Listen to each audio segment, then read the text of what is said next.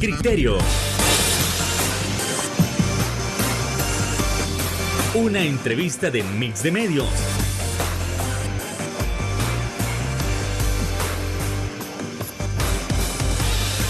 Que aborda frontalmente los problemas de El Salvador con los verdaderos protagonistas y plantea soluciones.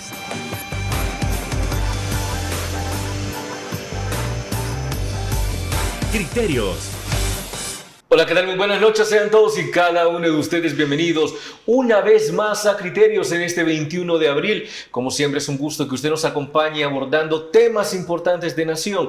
Damas y caballeros, se acerca el 1 de mayo y es importante analizar si quienes se harán presentes tienen razones totalmente válidas para poder salir a marchar, para poder protestar, para poder reclamar, para poder relucir o identificar esos problemas que se están dando últimamente. Además, vamos a estar abordando la situación sindical en el sentido de si realmente se le están cumpliendo los derechos, se están respetando esos derechos o si se les están vulnerando. Bueno, eso y más lo estaremos abordando esta noche con nuestra invitada especial. Estamos hablando de la representante del Movimiento para la Defensa de los Derechos de la Clase Trabajadora, Sonia Viñerta.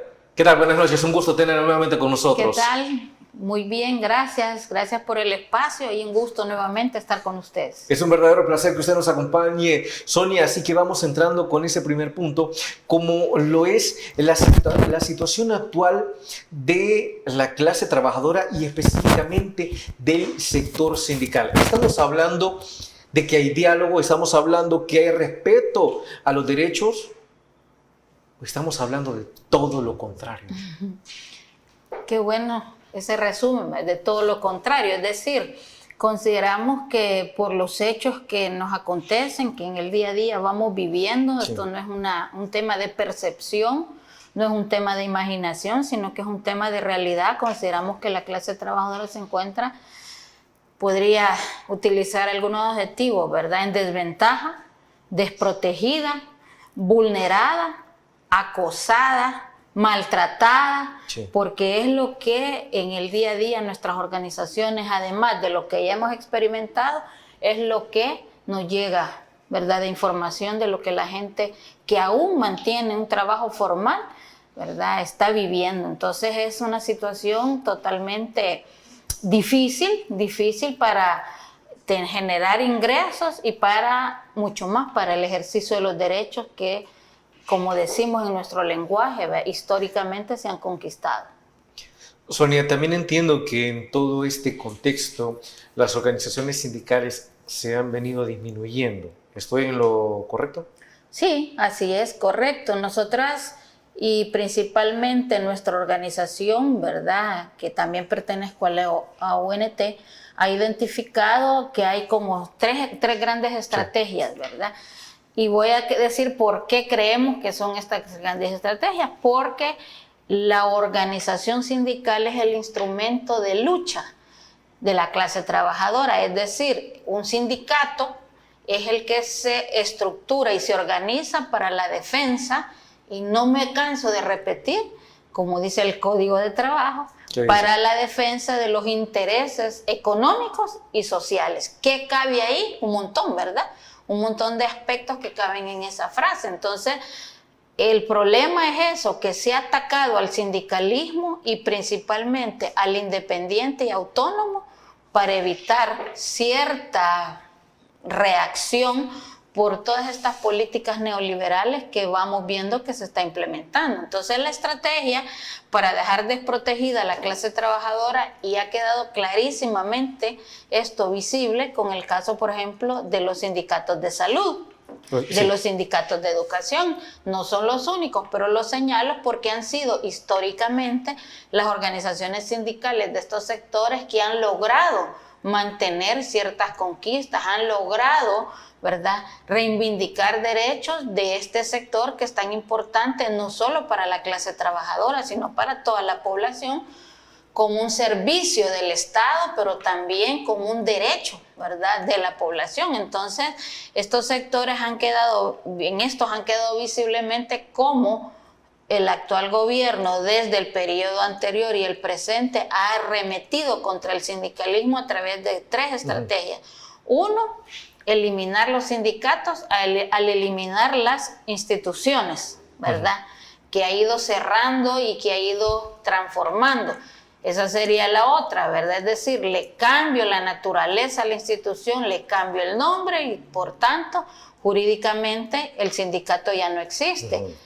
Y tercero, ¿verdad? Que sería por el tema de los despidos, que sería, entramos en el ámbito de la coacción y el ataque a la libertad sindical. Porque ya la OIT ha dicho precisamente en distintas resoluciones que si bien es cierto, los gobiernos como administradores de Estado tienen el derecho a fusionar, quitar, eliminar, cambiar la estructura del Estado. Y dentro de esta, pues, digamos, las administraciones públicas. Pero le dice que priorice a las organizaciones sindicales. ¿Por qué? Porque reconoce la importancia que tienen para la clase trabajadora. Entonces, es como decir que en otros espacios, por ejemplo, voy a poner, aunque no es exactamente igual, pero para que se me comprenda, cuando se va de la casa la progenitora o el progenitor, queda en desventaja esa familia, sí, así es, ¿verdad? Porque queda desprotegida. Entonces, cuando se eliminan los sindicatos, que es el que actúa o debería de actuar en defensa de las personas que están afiliadas a sus organizaciones, entonces se va quien la defiende, porque no es lo mismo que un trabajador o una trabajadora defienda sus derechos de forma solitaria a que lo hagamos en conjunto. Aparte que el sindicato tiene una naturaleza jurídica, entonces es una persona jurídica que tiene facultades y que estas facultades, y me gustaría hablar un poquito más adelante de eso, son reconocidas por ley. Entonces, al quitar los sindicatos de las instituciones, dejan a la clase trabajadora indefensa, porque ya no tienen quien hable por sí sola. Y aquí media, no lo digo yo, lo reconoce la OIT también, una relación de poder, ¿verdad? Y por eso existe el derecho colectivo, porque la persona trabajadora solita queda en desventaja frente a una persona empleadora, ya sea de las administraciones públicas o de la empresa privada. Queda en total desventaja porque hay una relación de poder, es decir, la capacidad y la facultad que tiene la persona empleadora de tomar decisiones que afecten los derechos y los intereses de esta persona. En cambio, el derecho colectivo nace precisamente que al juntarnos, ¿verdad?, ejercemos una fuerza, y ha sido tan progresiva esa fuerza que está reconocida en leyes secundarias, en la Constitución y en los convenios internacionales de la OIT. Por eso la estrategia ha sido: elimino los sindicatos, los debilito, los desgasto o hago una cooptación, es decir, los controlo. Entonces, en esas 3 categorías está el sindicalismo salvadoreño en este momento. Sindicatos debilitados, sindicatos desaparecidos, nosotros utilizamos la palabra aniquilados, sindicatos aniquilados porque ha sido con toda la intencionalidad del mundo, y sindicatos cooptados, un sindicalismo cooptado. A ver, Sonia, ya para ir cerrando este bloque, ¿han existido sindicatos en los cuales sus secretarios generales no hayan tenido más razón que adecuarse a los lineamientos gubernamentales, traicionar sus principios? Es un poco complejo, ¿verdad? Porque la libertad sindical nos asiste, ¿verdad?, el principio de independencia. Es decir, que cuando los intereses chocan, ¿verdad?, voy a poner el caso, por ejemplo, de lo de salud en este momento, ¿verdad? Cuando los intereses chocan, los sindicatos que dicta ese principio de independencia, como la ley nos manda a defender los intereses económicos y sociales, mi posición como sindicato debe ser a favor de la clase trabajadora, no a favor de un gobierno o no a favor de una política porque le afecta. Entonces, ¿qué es lo que ha pasado? En la cooptación, en la estrategia de cooptación se ha no sé qué tanto obligado, no sé qué tanto convencido, no sé qué tanto, ¿verdad?, como una estrategia de encantamiento, digámosle así, a las personas sindicalistas que dirigen para que se posicionen a favor de los intereses de gobierno o los intereses, ¿verdad?, del actual gobierno y no a los intereses de la clase trabajadora. Entonces, la independencia se ha perdido por temor, por oportunismo, ¿verdad?, y por incapacidad. Con esto nos vamos a la primera pausa comercial. No nos cambie, volvemos en Criterios.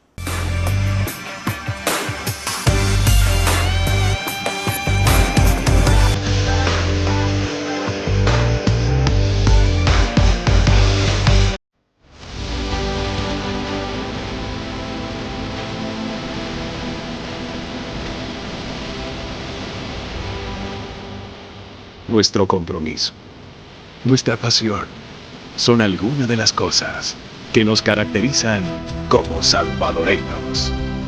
Farmacia La Buena, la farmacia de todos.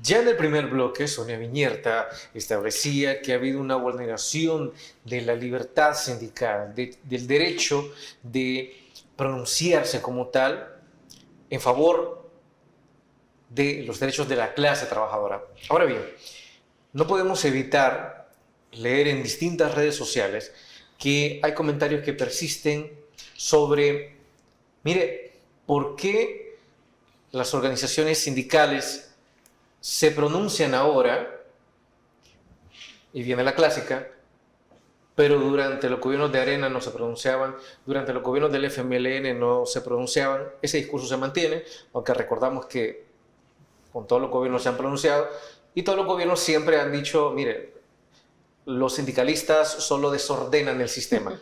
Todos los gobiernos lo han dicho, no hay uno que no lo haya hecho. Pero se mantiene este discurso. ¿Cómo han intentado luchar ante aquellos que han dicho antes no decían nada y ahora ustedes quieren desestabilizar? Hay una, como usted muy bien lo dice, una narrativa oficialista que intenta encubrir los retrocesos, ¿verdad? Los retrocesos. Quizás es importante que las personas conozcan que los sindicatos, incluso en el Código de Trabajo, están clasificados los tipos de sindicatos. Entonces es como difícil, ¿verdad? Por ejemplo, yo no puedo andar en todo lo de salud, yo no puedo andar en todo lo de educación, yo no puedo andar en todo lo de, digamos, la seguridad jurídica, yo no puedo andar en todo lo de la industria, un ejemplo. Entonces, por eso los sindicatos están clasificados a qué se dedican en materia, ¿verdad? Hay sindicatos, por ejemplo, de empresas que son los que se dedican a la defensa de derechos laborales de una empresa, pero ha sido progresivo el entendimiento y la necesidad de que el sindicalismo, entendiendo ese concepto que desarrolla el Código de Trabajo, que yo no solo me debo como sindicalista exclusivamente a los derechos laborales, porque hay decisiones de alto nivel político que, aunque no son directamente de mi competencia, van a afectar los intereses económicos y sociales de la clase trabajadora. Entonces, hemos ido entendiendo progresivamente que el ámbito de la defensa de los derechos sale de las cuatro paredes de una empresa o de una institución. Siempre han habido sindicatos que se han dedicado a denunciar en distintos espacios las vulneraciones que afectan ese gran concepto que a veces no estamos comprendiendo, que es la justicia social. Entonces, ¿qué es la diferencia entre el antes y el ahora?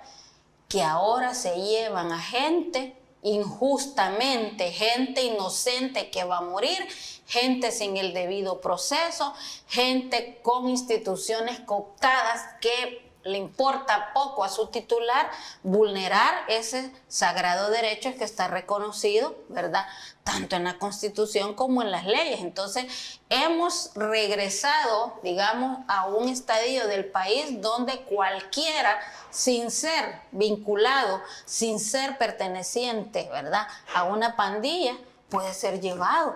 Entonces vamos, digamos, en un retroceso desde esa justicia social o desde esa justicia laboral. ¿Por qué? Porque tenemos casos concretos que han sido de conocimiento público que un sindicalista sin tener nada que ver con pandilla ha sido metido preso y le han aplicado el régimen.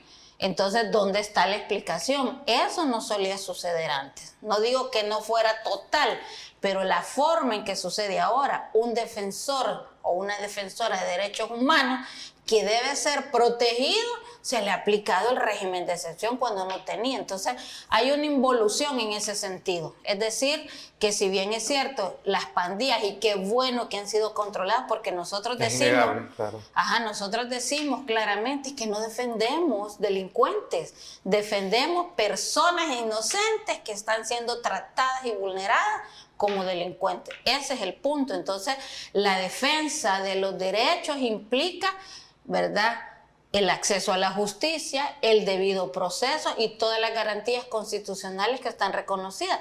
Y sin embargo, eso no se está dando. Entonces, nosotros no es que estemos ahora defendiendo delincuentes como señala el discurso oficialista para encubrir toda la vulneración de derechos, ¿verdad?, que hace al no hacer la debida investigación, al no hacer cumplir lo que la Constitución le demanda en cuanto a las garantías. Esa es la diferencia. Sonia, en esa misma línea, mucho se habla, a pesar de que el FMLN está desmantelado, a pesar de que Arena perdió todo el poder que tuvo en años anteriores, pero la retórica sigue estableciendo de que si ustedes se pronuncian es porque son pagados de Arena y FMLN o por organizaciones internacionales. ¿Cómo han podido hacerle frente a esta retórica? Ya analizamos un primer punto de que ustedes siempre se han pronunciado, aunque digan de que no, que ustedes hasta ahorita se han pronunciado. Y dos, que son organizaciones sindicales pagadas por los partidos tradicionales. Es parte de la misma estrategia de desinformación que utiliza, ¿verdad?, el gobierno, el oficialismo, para demeritar, desprestigiar y hacerle creer a la población incauta que nosotros no nos asiste la legítima defensa, ¿verdad? Y entonces eso lo hemos mantenido en nuestro propio discurso, en nuestras propias acciones, aclarándole permanentemente a la población que ese discurso es una campaña de desinformación y de control, de la narrativa que tiene el gobierno para que la población no exija defensa de derechos. Porque nosotros tenemos una consigna, sin sindicatos no hay defensa de derechos, y ha quedado claro. Entonces, como el sindicalismo representa un poder para la clase trabajadora, entonces el ataque también viene por ese lado, por vincularnos a pandillas, por vincularnos a organizaciones que no tienen otros intereses, ¿verdad? Y entonces nosotros, ¿qué decimos? No, nosotros estamos, y por eso siempre denunciamos con casos concretos. Vaya, por ejemplo, el caso del compañero Sabino Ramos, ¿verdad? Un sindicalista, un promotor cultural de Panchimalco, un hombre trabajador municipal, un hombre adulto mayor que fue privado de libertad aplicándole el régimen. No es el único, pero lo pongo de ejemplo porque casualmente, ¿verdad?, esta mañana dimos una conferencia de prensa como un movimiento para la defensa de los derechos de la clase trabajadora, denunciando que hace un mes ha transcurrido que está la orden decretada de liberación, ¿verdad?, y se justificaron en un principio en que tenían que buscar si no tenía el compañero otro proceso, pero han pasado un mes y no lo sueltan, cuando ya hay una orden.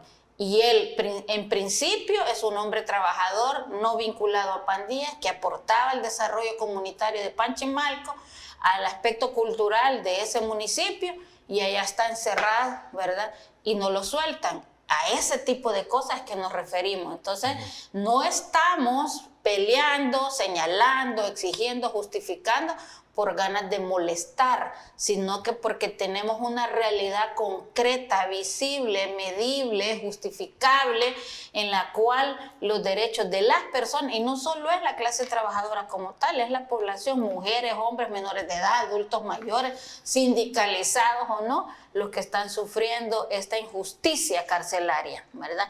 Entonces nosotros nos debemos a esa realidad. Si esa realidad no existiera, no la estuviéramos señalando, ni estuviéramos insistiendo, ¿verdad?, en un régimen de excepción que ha sobrepasado lo que mandata la Constitución y que se está utilizando precisamente como un mecanismo de control de la población porque la gente no está contenta. ¿Pero por qué no se expresa? Porque le tienen miedo al régimen, ¿verdad? Entonces, eso lo sabe el gobierno, eso lo sabe el oficialismo y por eso se sigue justificando en volver a darle vigencia a ese régimen. Entonces, los sindicatos señalamos, ¿verdad?, los que no estamos de acuerdo con esta injusticia. Está bien que se aplique a quienes pertenecen y quienes han cometido delitos y que se les pruebe, pero a gente que no tenía nada que ver, a gente inocente, ¿por qué va a estar sufriendo? Y lo más terrible, con la expectativa de muerte segura en esas cárceles. Entonces el compañero es un adulto mayor, por ejemplo, y que ha desarrollado enfermedad, ¿verdad?, que no se le ha atendido oportunamente. Va a ser otra muerte. Eso es lo que queremos evitar. Entonces el día de mañana vamos a hacer un acto de presencia, ¿verdad?, para exigir que lo entreguen acompañando a su familia como movimiento. Vamos a acompañar a sus hijas, no sé si irá su pareja, ¿verdad?, porque también es otra persona adulta mayor, pero ya basta, pues ya basta de este tipo de situaciones, que le quieran aplicar cárcel y el tiempo que le corresponda a quien sí pertenece y le comprueben delitos. Pero ¿cómo es posible que en este momento se están utilizando los mismos delincuentes bajo la figura criteriada para decir que uno de nosotros ha cometido delitos en masa, ¿verdad?, en masa? Y entonces, bajo ese mismo criterio, posteriormente podrán venir otras acusaciones. Pero ahí sí no funciona, ¿verdad? Un criteriado que venga de pandilla, entonces no funciona para señalar quiénes hicieron negociaciones, quiénes pactaron, ¿verdad? Entonces, es una doble moral realmente que se maneja en esta sociedad, promovida por esa narrativa que conlleva toda esa parte, ¿verdad?, sí, de la desinformación y el desprestigio a la legítima defensa de los derechos de la clase trabajadora y del pueblo. Con eso nos vamos a ir a la siguiente pausa comercial. No nos cambie, ya volvemos en Criterios.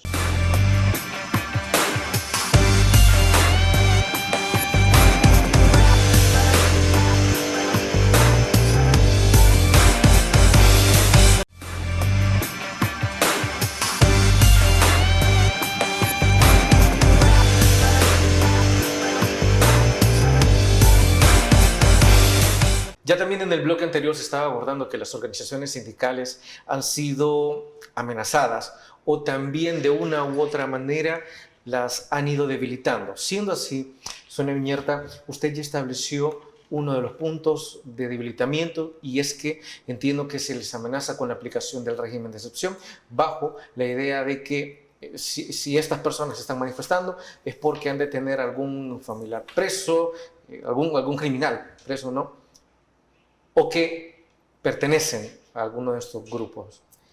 ¿De qué otra manera les han estado amenazando o les han estado vulnerando su dignidad? Digamos que lo que hemos sufrido, el sindicalismo principalmente, decía en el bloque anterior, independiente, que cumple la labor, es decir, hemos entrado en una contradicción entre los intereses que mantiene el gobierno con sus políticas neoliberales y regresivas y los intereses nuestros al generar condiciones que afectan a la población y la clase trabajadora. Por cierto, ¿sí? Antes de dejarla continuar, se me escapaba, usted menciona que las políticas neoliberales son las que están afectando a la clase trabajadora, pero a la vez hay un grupo de personas que considera que ustedes se están oponiendo rotundamente al progreso del país.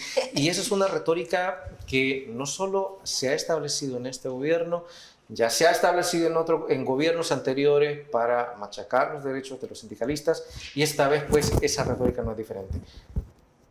¿Realmente ustedes se están oponiendo a ese progreso y por eso, como dicen, no les gustan las políticas neoliberales? Es que el problema de estas políticas es que favorece a una minoría. ¿Y cómo se puede ver esto sin entrar mayor en análisis?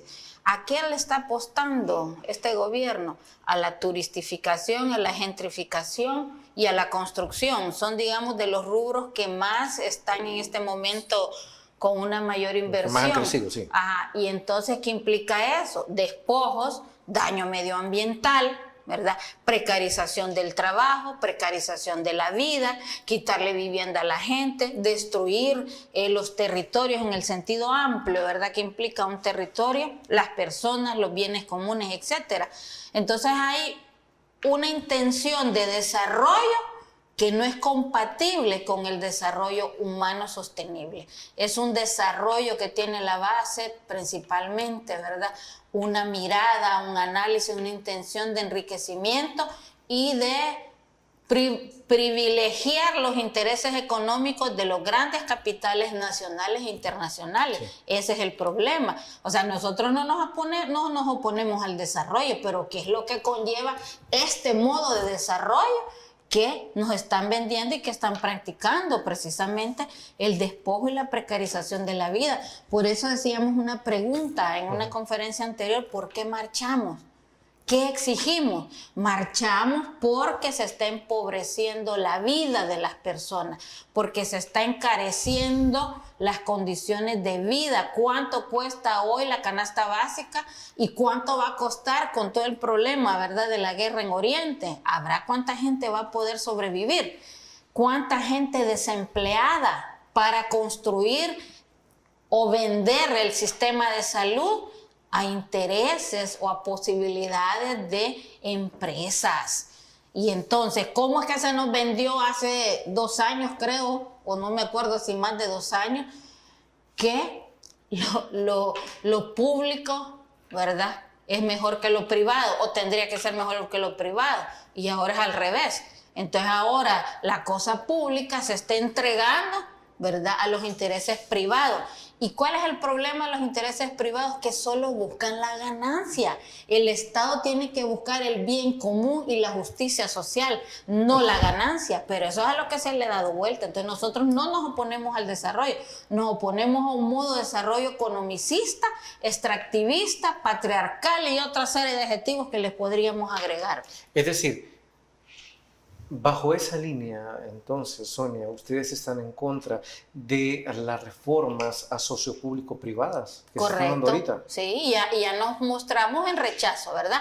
También nuestras organizaciones y el movimiento pertenece a CONADESA, por ejemplo, y dimos hace poco una conferencia de prensa donde mostramos total rechazo, porque la salud se está mercantilizando. Entonces la salud es un bien común, es un bien, un derecho que la población, no es una mercancía que la población debería de gozar porque está en juego la vida. Entonces los asocios público-privados está demostrado en gobiernos anteriores y en el mundo que lo que buscan nada más es ganancia. Y en esta búsqueda de ganancia, ¿quiénes serán las personas que van a poder accesar? Las que puedan pagar. Y la mayoría de la población de este país, la gran mayoría, somos gente trabajadora, ¿verdad?, de sectores empobrecidos, de sectores precarizados. Según, bueno, incluso he oído a Marvin, que lo he dicho aquí, Marvin Aguilar muchas veces, ¿verdad?, que son 160 y tantas familias las ricas en este país. Ajá, 160. Y somos más de 6 millones de habitantes. ¿Qué le indica eso? Que una minoría que goza de un privilegio económico por poseer riqueza, a veces por herencia, a veces por extractivismo, a veces, ¿verdad?, por quitárselo a otra gente, y principalmente porque la clase trabajadora es la que produce con el trabajo la ganancia. Esa gente es la que entonces va a controlar, en este caso, como estamos hablando, la salud. Entonces nosotros no nos oponemos a que se mejore la salud, pero no se puede mejorar a costa del acceso y del goce y ejercicio pleno de este derecho, por ejemplo.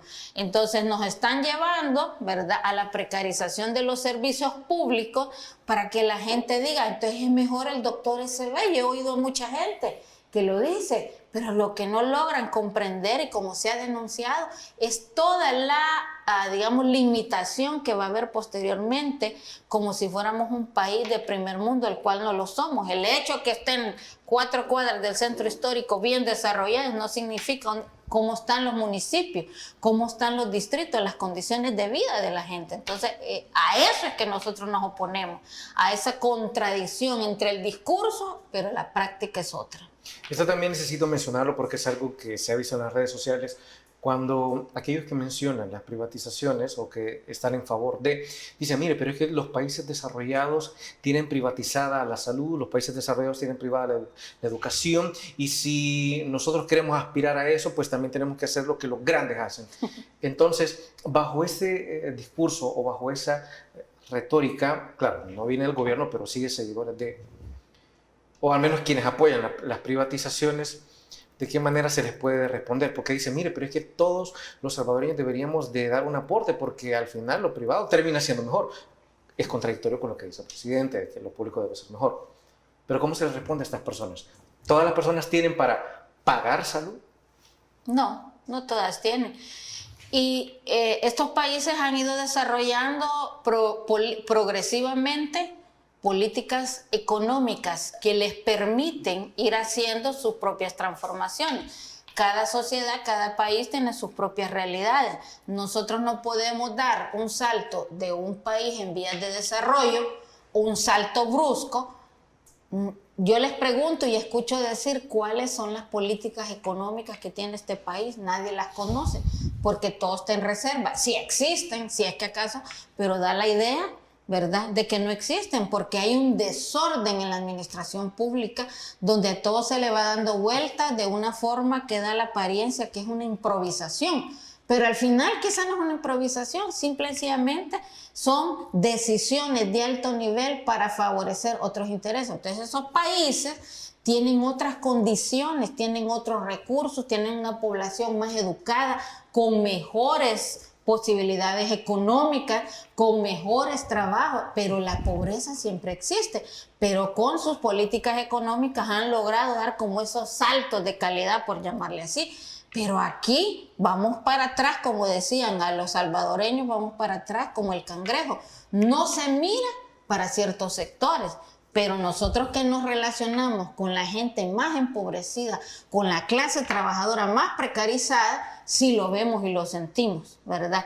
Entonces, estos países no pueden ser exactamente comparables a la situación de El Salvador porque son realidades distintas y las políticas que esos países han utilizado son distintas porque digamos, se vinculan con sus propias realidades y sus propias capacidades, con su Producto Interno Bruto, por ejemplo.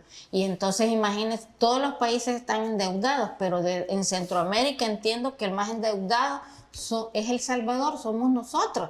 Entonces, ¿quién va a pagar esa deuda pública? Y cada vez están endeudándose más, cuando la capacidad para aportar impuestos está siendo debilitada porque se están perdiendo los empleos, ¿verdad?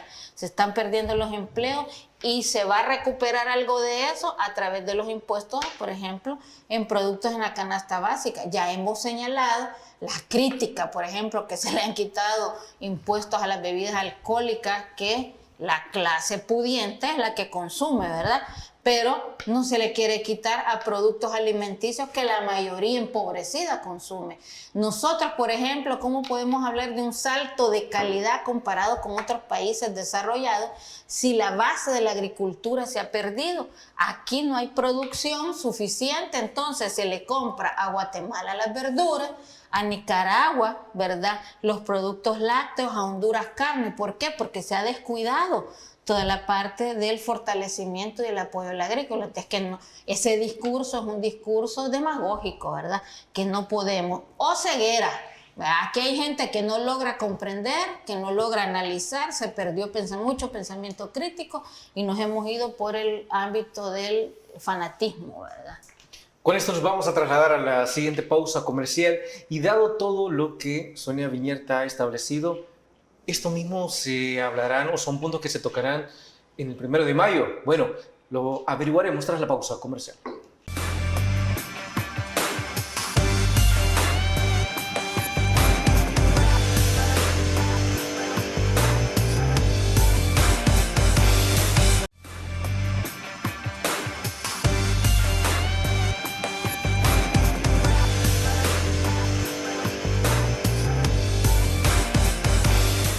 Gracias por continuar con nosotros en Criterios. Y es que con todo lo que ya se habló en los bloques anteriores, es necesario saber si estos puntos serán de manifestación o serán los puntos de pronunciamiento rumbo a la marcha del 1 de mayo, o hay otros puntos que todavía hay que aclarar y exigir al Estado. Sonia Viñata, por favor.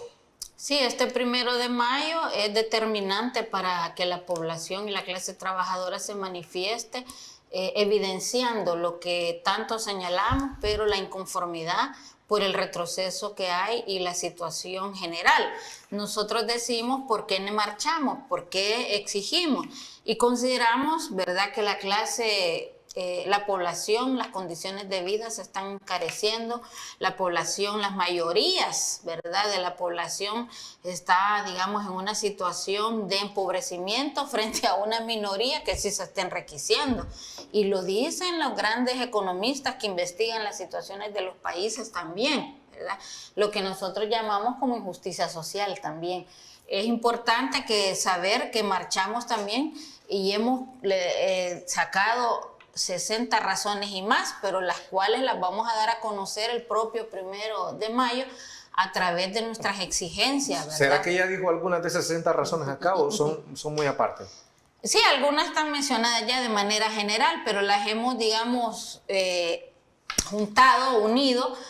Por ejemplo, ¿verdad? Podríamos hablar en materia laboral, ¿verdad? Los despidos arbitrarios, los bajos salarios, la no entrega de la indemnización, el acoso laboral, la parte, digamos, difícil de que no hay muchas posibilidades de volver a buscar un trabajo, los actos de discriminación, los actos administrativos discriminatorios por edad, por ideología, por pertenencia, etcétera, que se han justificado para despedir. También dentro de la materia laboral tenemos el ataque a la libertad sindical, los despidos de sindicalistas, la desaparición de los sindicatos, ¿verdad?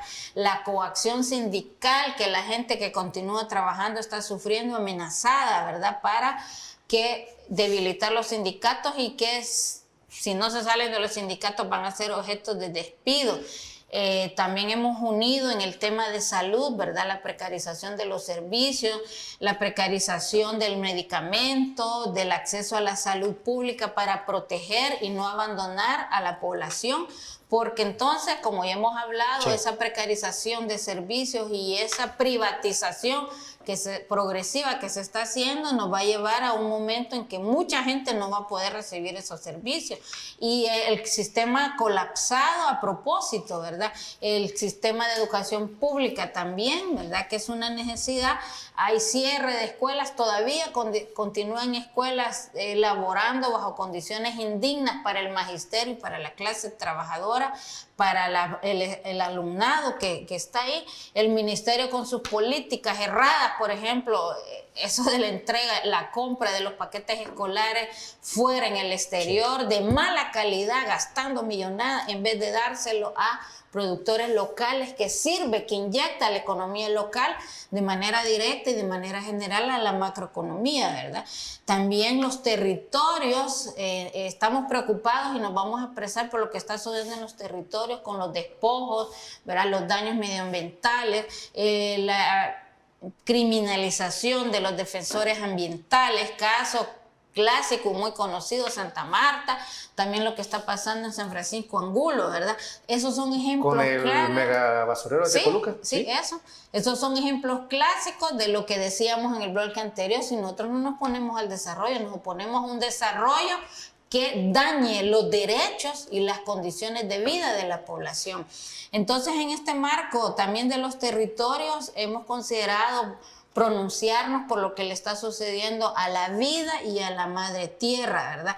En este sentido, la inseguridad alimentaria, porque no hay cultivos, hay todo un ataque, digamos, y un daño a lo poco que ya existía por construir hoteles, por construir lugares turísticos, por construir aeropuertos, el estrés hídrico que nuestra población está sufriendo y que la población urbana todavía no toma conciencia de lo que está pasando en estas comunidades. Tarde o temprano nosotros nos va a afectar, y las mujeres somos las más afectadas, como siempre lo digo, en todas estas problemáticas. En el caso del agua, por ejemplo, ya la UNESCO nos ha dicho de que en cada 10 hogares En 7 de estos son las niñas y las mujeres las que se encargan de la recolección de agua y dedican 250 millones de horas, ¿verdad?, a nivel del mundo, dedicadas a recolectar el agua para la familia. Y si es agua contaminada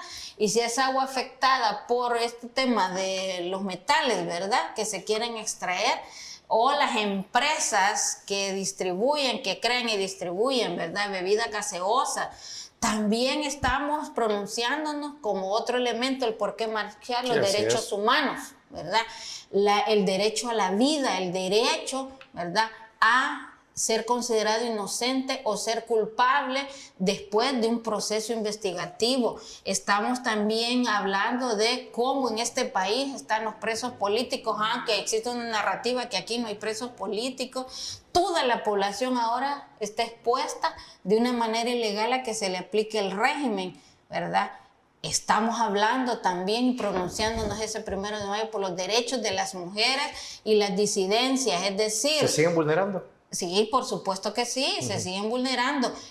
Al estar, por ejemplo, siempre hablo de eso también, las instituciones cooptadas, se ha debilitado, limitado o negado el derecho de acceso a la justicia, porque las instituciones, por estar en una posición genuflexa, no hacen su trabajo o resuelven los casos, aún ante ilegalidades resuelven que eso es legal. Y lo tenemos plenamente investigado y demostrado, ¿verdad?, con compañeras que se han decidido. Entonces la gente dice, entonces ¿para qué voy a denunciar? Sí, claro, ¿verdad? Si no van a hacer nada, si no resuelven nada. Entonces el derecho de acceso a la justicia, el derecho al debido proceso, el derecho a la representación de las mujeres en los espacios organizativos, el derecho a la participación, porque las mujeres sienten temor de exponerse a señalar, de exponerse a dirigir, porque creen que pueden ser víctimas de este régimen de excepción y de esta persecución y criminalización. El debilitamiento de la institucionalidad para las mujeres, como es el Instituto Salvadoreño para el Desarrollo de la Mujer, que ya ha sido señalado a nivel internacional, que ha perdido su capacidad operativa en materia de política pública. El derecho, ¿verdad?, que tienen las mujeres a ser protegidas por la Procuraduría para la Defensa de Derechos Humanos, que también internacionalmente se ha reconocido que perdió su independencia, que está debilitada y que se le manda que la recupere. El Ministerio de Trabajo, que no se pronuncia sobre nada, que ni siquiera quiere entregar a las instituciones, ¿verdad?, o la gente de las instituciones, o se hace el evasivo, ¿verdad? Sí. Omite, ¿verdad?, mucho de sus funciones, y entonces todo eso hace que la gente no quiera denunciar. Le pasa a hombres y a mujeres. Siguen teniendo miedo. Sí, entonces el miedo que impera ese discurso, ¿verdad? Y el gran tema, dos de los grandes temas que tienen que ver con los desfalcos y el tema de la probidad que debe demostrar este Estado con el gobierno que actualmente lo dirige, que se ha perdido porque van dos casos ejemplificantes y que son de escándalo nacional e internacional, que es los compañeros y compañeras, ¿verdad?, de Credicash recientemente, y los compañeros de la cooperativa, ¿verdad?, de COSAVI. Entonces son casos emblemáticos que ejemplifican la manera opaca y de poca y nula transparencia con la que se manejan las finanzas del Estado, y que toda la información está en reserva. Así, a partir de estas grandes categorías, podemos decir que hemos encontrado 60 razones y más por las cuales marchar, cada quien desde su sector, ¿verdad? A mí me competen directamente, organizativamente, los derechos laborales, pero también los derechos de las mujeres, porque en el retroceso que tenemos de derechos laborales y derechos humanos, las mujeres salimos, ¿verdad?, más afectadas por las condiciones que nos imponen, ¿verdad?, las responsabilidades de género y lo que implica también el cuidado de la familia, los cuidados, el tema de los cuidados, ¿verdad?, también es bastante importante para nosotras, porque nosotras recae. Entonces, ¿creen, población que nos escucha, que aún no hay razones o no tenemos suficientes razones para marchar el 1 de mayo? Lo dudo, ¿verdad? Entonces, el retroceso será para la gran mayoría que se va empobreciendo, y la ventaja será para la minoría que se ve enriqueciendo. Eso es a lo que nos oponemos, porque como decía al principio, es injusticia social. Entonces vamos a juntarnos como movimiento y todas nuestras organizaciones, y quien quiera venir, ya sea individualmente, no necesita estar organizada la persona, porque la población le afecta. Entonces nos vamos a juntar el día 1 de mayo a las 7 de la mañana, desde las 7 de la mañana, en la Plaza Salvador del Mundo, ¿verdad? Ahí nos vamos a concentrar para hacer el recorrido, ¿verdad?, que va a caminar hasta la Plaza Cívica. Y entonces ahí, ¿verdad?, en ese recorrido podemos y tenemos la oportunidad de manifestar nuestra inconformidad por la injusticia que estamos viviendo. Entonces hay que vencer el miedo, población. Entonces este es un momento crítico precisamente para lograr eso. Salir a marchar es vencer el miedo, porque estamos perdiendo calidad de vida. Con eso nos vamos a la última pausa comercial y regresamos aquí en Criterios.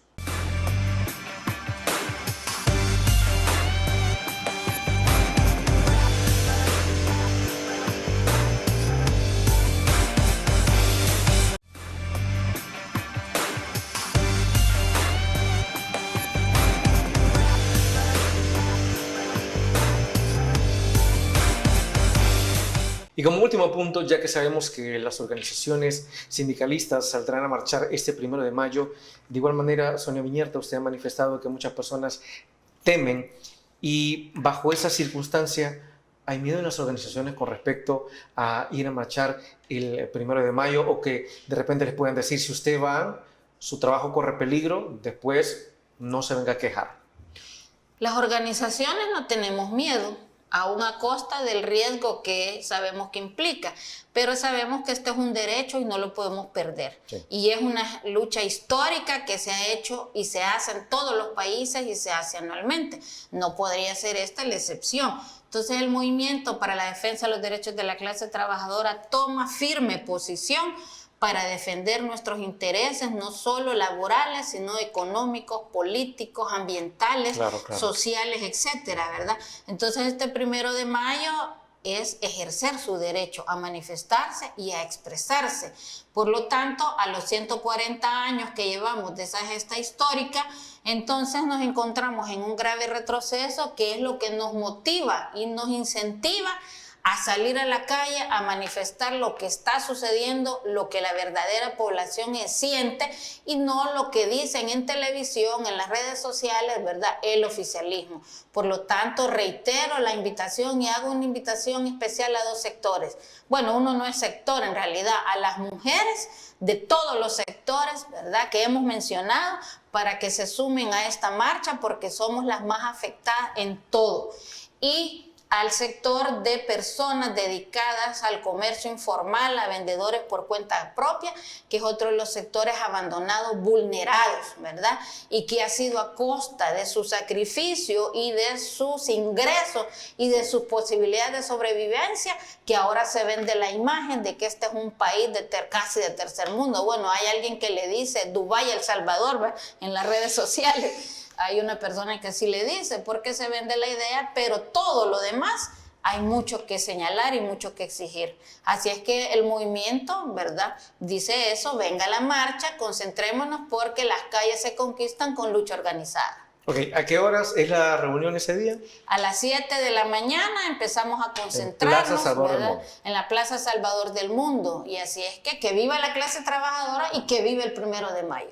Sonia Viñerta, hemos llegado al final de Criterios. Como siempre, le agradecemos por habernos traído ese análisis sobre lo que está sucediendo con respecto a las organizaciones sindicales y si se están respetando o no sus derechos. Así que le deseamos el mejor de los éxitos. Muchas gracias, igualmente.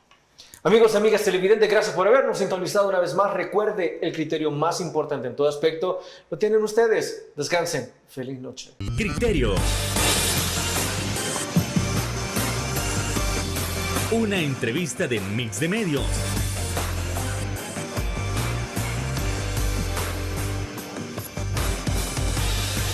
Que aborda frontalmente los problemas de El Salvador con los verdaderos protagonistas y plantea soluciones.